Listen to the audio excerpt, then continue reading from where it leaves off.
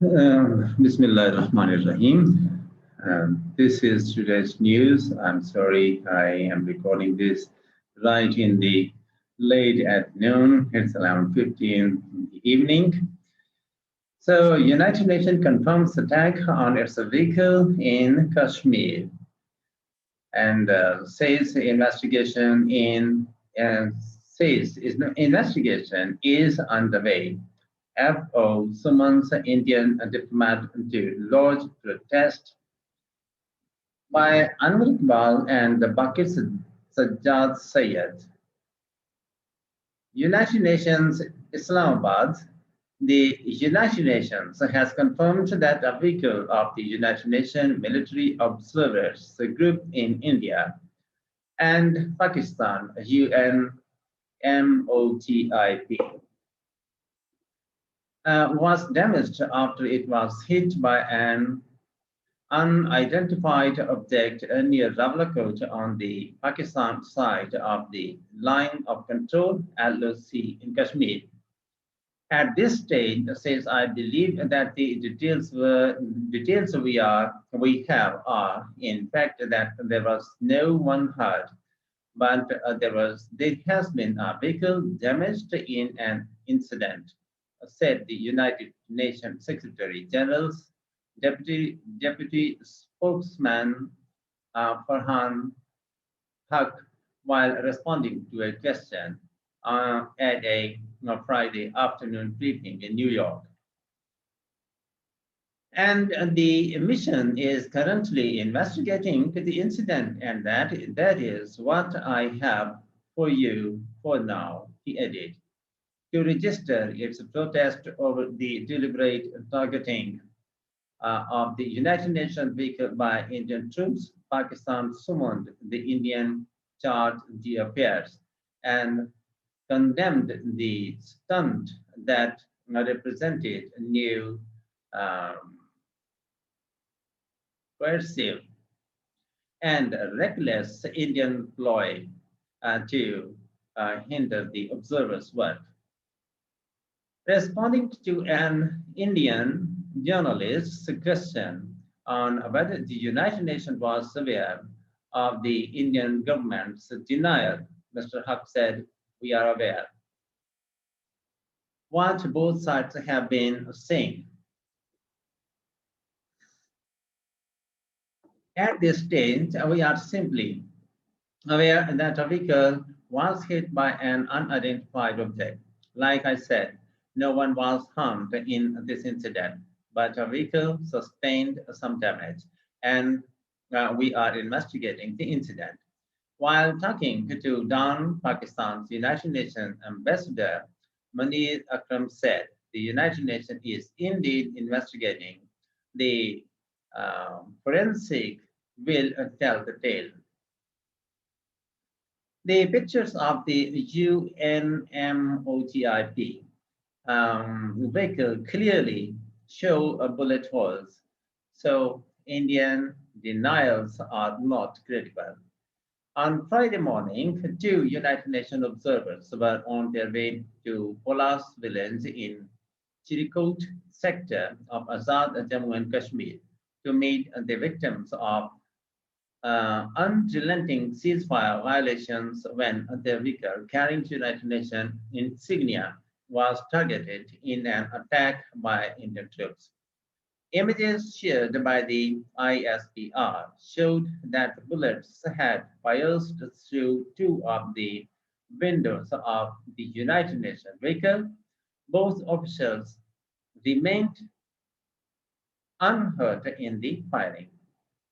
Meanwhile, in Islamabad, the Indian charged the affairs after being summoned to the Foreign Office was told that the deliberate targeting of a United Nations vehicle engaged in discharging the mandate of the United Nations Secretary Council constitutes a grave violation of Indians' obligations obligations under the Council's resolutions and the United Nations Charter, which includes the obligation to ensure the safety and security of the United Nations MOGIP observers.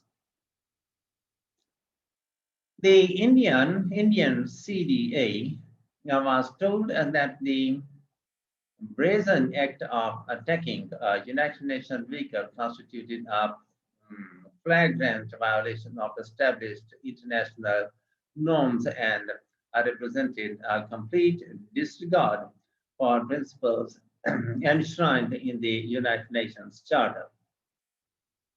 It was also conveyed it was also conveyed to them to the reprehensible act also represented a new law in the conduct of Indian occupation forces, which target not only innocent civilians residing along the line of control, but United Nations observers as well, FO said in a statement. The Indian side was called upon to desist from such blatant violations of international law, respect the 2003 ceasefire understanding between India and Pakistan, and let the United Nations MOGIP perform its role as mandated by the United Nations Security Council, it added.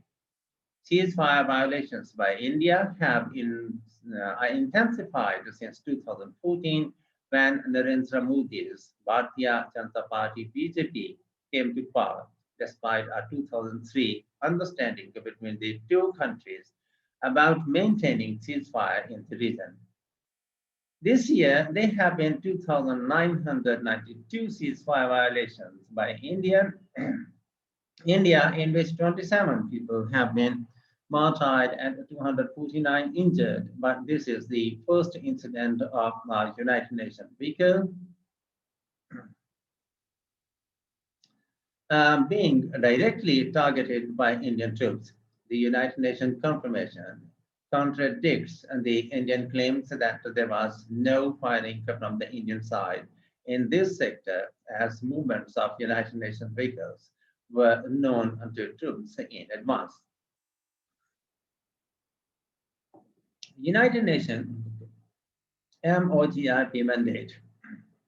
According to the Security Council mandate given in Resolution 2307 of 1971, United Nations MOGIP observers and records ceasefire violations along and across the line of control on the working boundary between nuclear armed South Asian neighbors in Jammu and Kashmir, as well as reports on developments that could lead to ceasefire violations. India claims that UNMOGIP has outlived its utility and is irrelevant after the Shimla Agreement and after the establishment of the LOC. It has no role to play whatsoever. Pakistan rejects the Indian position and continues to facilitate United Nations observers. The United Nations Secretary General's office also disagrees with the Indian position, saying that UNMOGIP could be terminated only by a decision of the Security Council.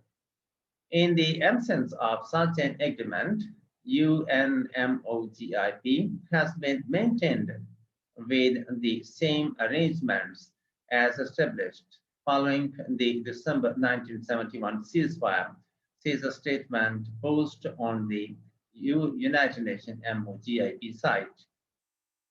The military authorities of India have lodged no complaints since January 1972. Pakistan continues to lodge its complaints with the group.